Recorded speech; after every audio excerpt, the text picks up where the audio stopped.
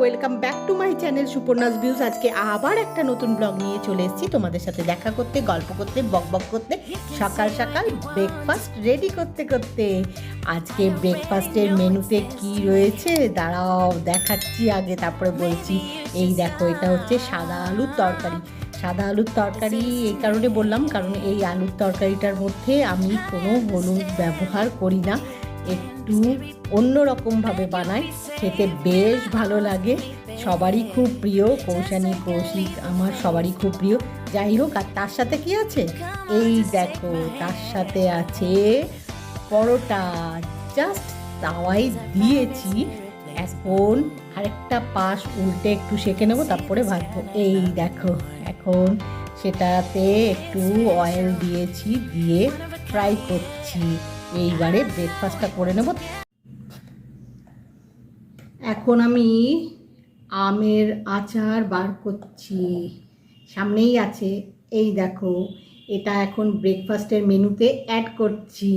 আজকের ব্রেকফাস্টের মেনুতে কি রয়েছে সেটা তো তোমরা বুঝেই ফেলেছো, তাও একবার বলছি, দেখাচ্ছি। দাঁড়াও, আচারটা বার করে আগে ব্রেকফাস্টের মেনুর মধ্যে অ্যাড করি, মানে অ্যাড করি, প্লেটে আগে সার্ভ করি।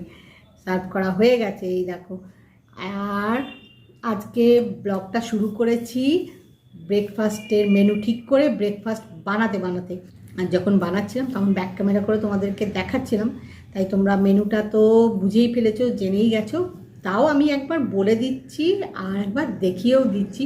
ব্রেকফাস্ট করা জাস্ট শুরু করব, যেটা আমি করি ব্রেকফাস্টের আগে, তোমাদের সাথে একটু কথা বলে নিই। মানে যে কোনো খাওয়ার আগে, ব্রেকফাস্ট বলো, লাঞ্চ বলো, ডিনার বলো, কারণ ওই যে বলি, মুখে খাবার নিয়ে কথা বলতে আমারও অসুবিধা, তোমাদেরও কথাগুলো বুঝতে অসুবিধা হবে, তাই আমি মানে খাওয়াটা শুরু করব তার আগে কথাটা বলে নিই। যাই হোক, তোমরা তো দেখেই নিয়েছো, আজকে একটু সাদা আলুর তরকারি করেছি। সাদা আলুর তরকারি কেন বলছি বলো তো? এই আলুর তরকারিটাতে না আমি হলুদ দিই না, হলুদের ব্যবহার করি না, শুধু জিরে দিয়ে করি। আর খেতে না খুব ভালো লাগে, মানে কৌশানী, কৌশিক দুজনেই খুব ভালোবাসে খেতে, আমারও ভালো লাগে। এটা মাঝে মধ্যে করি, একদম মাখা মাখা করে, একটু ড্রাই টাইপের হয়, তো শুকনো শুকনো একটু হয়, কিন্তু খেতে বেশ ভালো লাগে। আর তার সাথে করেছি পরোটা। সব বানানো হয়ে গেছে, নিয়ে প্লেটে সার্ভ করে দিয়েছি। এখন জাস্ট একটু ম্যাঙ্গো পিকল নিলাম। এটা কিন্তু আমার বাড়িতে বানানো, মানে সব সিজনে, আম কুল যখন যেটা সিজন তখন সেই আচারটা আমি বানাই। তো এটা বাড়িতে বানানো, কেনা তো অনেক কিছু পাওয়া যায়, কিন্তু বাড়িতে একটু বানাই, তোমরা তো জানোই আমার একটু শখ এটা ওটা বানানো। তো সেটা বানিয়েছিলাম, মাঝে মধ্যে খাই, ভালো লাগে, বেশ বেশ পরোটার সাথে খুব ভালো লাগে, বিশেষ করে না আলুর পরোটা টরোটা হলে বেশি ভালো লাগে। যাই হোক, একটু আমের আচার নিয়েছি।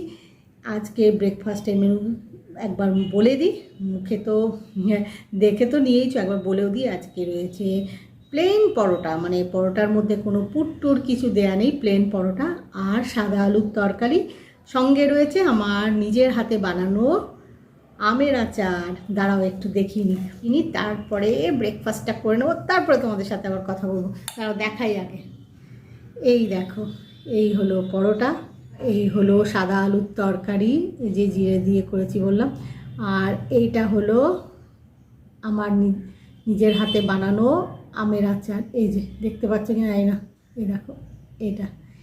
এই দিয়ে আজকে ব্রেকফাস্ট করব, এই সাদা আলুর তরকারি, পরোটা আর আমের আচার, এই দিয়ে আজকে ব্রেকফাস্ট করব। এখন আর গল্প করছি না, ব্রেকফাস্টটা করে নিই, করে তারপরে তো তোমাদের সাথে কাজের ফাঁকে ফাঁকে এটা ওটা গল্প হবেই।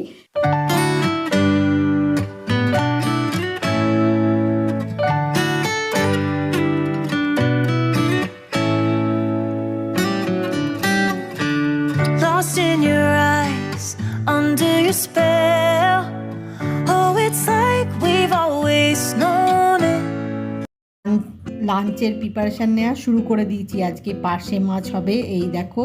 আর এইখানে সোনা মুগের ডাল কড়াইয়ে একটু হালকা করে ফ্রাই করে দিচ্ছি, সোনা মুগের ডাল হবে। আর কি কি হবে সেগুলো একটু পরে বলছি, এখন জাস্ট তোমাদের একটু দেখালাম যে লাঞ্চের প্রিপারেশান নিয়ে লাঞ্চ বানানো শুরু করে দিয়েছি।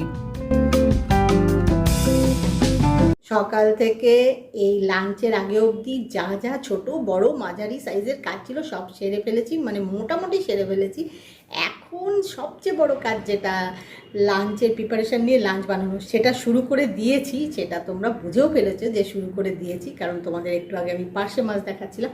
আজকে লাঞ্চের মেনুতে রয়েছে পার্শে মাছ। পার্শে মাছটা না আজকে ভাবছি একটু অন্যরকম কিছু প্রিপারেশান করব, কারণ এই সাধারণত যেরকমভাবে পার্শে মাছটা রান্না করি সেটা রেগুলার করতে করতে একঘেয়ে হয়ে যায়। তো আজকে ভাবছি একটু অন্যরকম কিছু ট্রাই করব, দেখি কি করি। আর সোনা মুগের ডাল হবে, সেটাও তোমরা জেনে গেছো, সেটাও তোমাদেরকে দেখাচ্ছিলাম ব্যাক ক্যামেরা করে।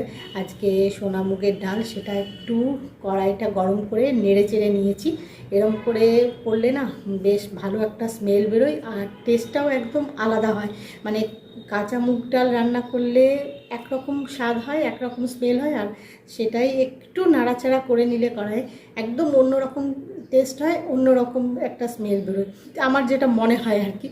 কাঁচা মুগের ডালও করি, কিন্তু এই ডাল একটু নেড়ে চেড়ে নিলে খুব সুন্দর একটা স্মেল হয়, আর খেতেও না একটু অন্যরকম হয়। যাই হোক, দুটোই খেতে ভালো লাগে, দুটোই দু রকমের। একঘেয়ে লাগে, মানে রোজই যদি কাঁচা মুগের ডাল করা হয় তাহলে একটা মানে একঘেয়ে চলে আসে, বা রোজই যদি এটা একটু এরকম কড়াইয়ে নেড়ে চেড়ে করি সেটাও একঘেয়ে লাগবে, মানে মাঝে মধ্যে চেঞ্জ করে করা আর কি। তো আজকের মেনুতে এই দুটো রয়েছে, তোমরা তো সেটা বুঝেই ফেলেছো। পার্শে মাছ হবে, আর সোনা মুগের ডাল, আর রয়েছে প্লেন রাইস, আর একটু গোল গোল করে বড় বড় বেগুন ভাজা করব। বড় সাইজের একটা বেগুন আছে, গোল গোল করে বেগুন ভাজবো। আর কালকের একটু শিমের তরকারি আছে ফ্রিজে, সেটা বার করে রেখে দিয়েছি। দেখি, আর একটু কুলের চাটনি আছে জানো তো। এই হচ্ছে আজকের লাঞ্চের মেনু। কুলের চাটনিটা করেছি 2 দিন আগে, কিন্তু যখন করেছি না তখন একটু বেশি পরিমাণে করেছিলাম। মানে চাটনি জাতীয় জিনিসগুলো করলে একটু বেশি করেই করি, ফ্রিজে রেখে দিলে বেশ 2-4 দিন খাওয়া যায়। তো কুলের চাটনি করেছি, সেটা বার করে রেখেছি, আর শিমের তরকারিটাও বার করে রেখেছি। এখন ডাল আর রাইস গ্যাস ওভেনে হচ্ছে, শুধু বাকি রয়েছে পার্শে মাছ বানানো আর বেগুন ভাজা। এই দুটো বানিয়ে ফেলতে পারলেই লাঞ্চের আজকে মেনুতে যা যা আছে সব কমপ্লিট হয়ে যাবে বানানো। তারপরে লাঞ্চটা করে নেবো, তারপরে তোমাদের সাথে গল্প করব। আর গল্প করছি না, এখন লাঞ্চের বললামই তো মেনুতে এগুলো বানানো বাকি। আর গিয়ে দেখি ভাতটার কী অবস্থা, কত দূর হয়েছে, আর ডালটাও কতটা কি হয়েছে দেখি। আর তার সাথে তো বুঝতেই পারছো এখন মাছের প্রিপারেশান নেব, বেগুনটা কাটবো, ভাজবো, সময় লাগে। তো এখন আর কোনো কথা নয়, এখন লাঞ্চের প্রিপারেশানটা পুরোপুরি নিয়ে ফেলি, লাঞ্চটা করে নিই, তারপরে আবার গল্প হবে। লাঞ্চ বানানো কমপ্লিট হয়ে গেছে, এখন লাঞ্চ করব। তার একটু আগে একটা ছোট্ট কাজ করছি, এই দেখো একটু আয়রন করে নিচ্ছি। কয়েকটা ড্রেস রয়েছে, মানে বেশ অনেকগুলো জমে আছে, তার মধ্যে কয়েকটা ড্রেস আয়রন না করলেই নয়, সেগুলো একটু আয়রন করে নিচ্ছি, তারপরে লাঞ্চ করব। এখন আমি মন দিয়ে একটা ডো বানাচ্ছি। কিসের ডো, কী ব্যাপার বলছি দাঁড়াও। এখন তো বিকেল গড়িয়ে সন্ধে হতে চলেছে, সন্ধে এখনও হয়নি, অনেকটাই আলো বাইরে আছে, কিন্তু ঘরের ভেতরে না আলোটা কমে গেছে। মানে সকালে যে আলোটা থাকে সেটা বিকেলে অনেকটা কমে যায়, আর এই যে সন্ধে হব একটা ভাব, মানে এখনও হয়নি, তখন আরও কমে যায় আলোটা। তাই ঘরের ভেতরের আলোটা জ্বালিয়ে নিয়েছি, কারণ বাইরে অনেকটা আলো থাকলেও ঘরে অতটা আলো ছিল না, তাই আলোটা জ্বালিয়ে নিয়েছি। এখনও সন্ধে হয়নি, সন্ধে হতে দেরি আছে। আর মন দিয়ে কিসের ডো বানাচ্ছি জানো, দাঁড়াও দেখাচ্ছি, বলছি, ওটা দেখাচ্ছি তোমাদের। এই দেখো, পুরোটা এখনও বানানো হয়নি, আর একটু ঠেসে ঠেসে মাখতে হবে। এটা দিয়ে আজকে গজা বানাবো। অনেক দিন না বাড়িতে গজা বানায়নি, হঠাৎ মনে হলো যে অনেক দিন বাড়িতে গজা বানানো হয় না, আজকে একটু গজা বানাই। তাই গজা বানানোর জন্য ডোটা রেডি করছি। এরপরে তো নেক্সট যে প্রিপারেশানটা, গজা শেপে কেটে তারপরে সেটা বানাতে হবে। যাই হোক, সেই ডোটা ভালো করে ঠেসে ঠেসে মেখে রেখে দিই ঢাকা দিয়ে কিছুক্ষণ, তারপরে বানানো শুরু করব। আর এখন বেশি গল্প করবো না, কারণ গজাটা বানিয়ে নিই জানো। গজা বানিয়ে ফেলেছি, বানিয়ে কয়েকটা প্লেটে সাজিয়ে নিয়েছি তোমাদের দেখাবো বলে। বাকিগুলো সব ঠান্ডা হতে দিয়েছি ডাইনিং টেবিলে, খুব গরম গো।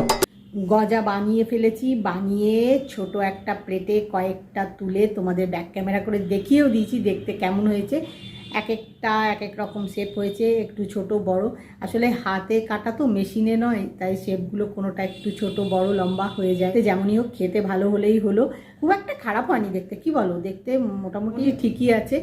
খেতে ভালো হলেই হলো, কারণ গজার যেটা অসুবিধা হয় কি বলো তো, ভেতরটা শক্ত থেকে যায় অনেক সময়, সেটা না হলেই ভালো। আমি যখনই করেছি বাড়িতে খেয়াল রাখি যাতে ভেতরটা শক্ত না হয়, হয়নি কখনো, আজকেরটাও আশা করি হবে না। ভেতরটা সফট থাকলে ভালো লাগে, মানে পুরোটাই সফট থাকবে, মানে ভেতরে কোনো একটা জায়গা শক্ত কেমন একটা ডেলা মতো হয়ে যায়, সেটা হলে ভালো লাগে না। দেখি এবারে আজকেরটা কীরকম হয়েছে। যতদিনই বানিয়েছি মোটামুটি সব দিনই সফটই ছিল, ভেতরে শক্ত ডেলা ছিল না। আজকেরটাও আশা করি থাকবে না। আর এখন একবার আমার হাত থেকে তোমাদের দেখিয়ে দিই।